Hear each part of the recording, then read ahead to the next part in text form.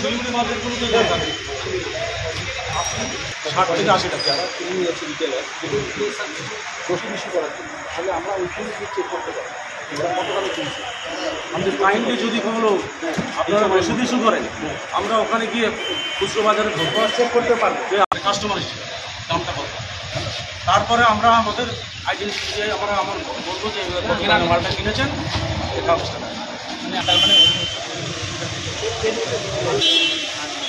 যাই হোক না ঠিক আছে, যাই হোক মহানগরী থেকে যে মালটা এক ফটো সেটাও কত টাকা ওখানে হয়তো ওই মালটা 50 টাকা কিনছে। এবার ওনারা এসে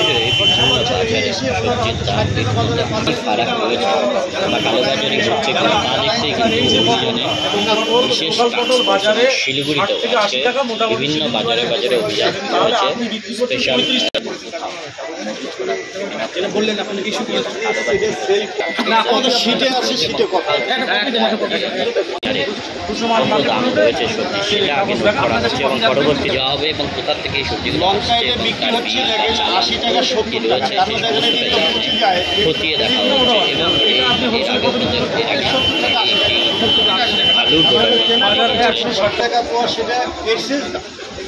আজকে আমার এখানে খুচরো বাজারে আমার দোকান আছে, সেখানে বিক্রি হচ্ছে 25 থেকে 30 টাকা 20 থেকে 25 টাকা পোয়া, মানে 80 থেকে 100 টাকা। 80 টাকা আপ এন্ড ডাউন আছে, কত পার্সেন্ট আপ এন্ড ডাউন থাকে?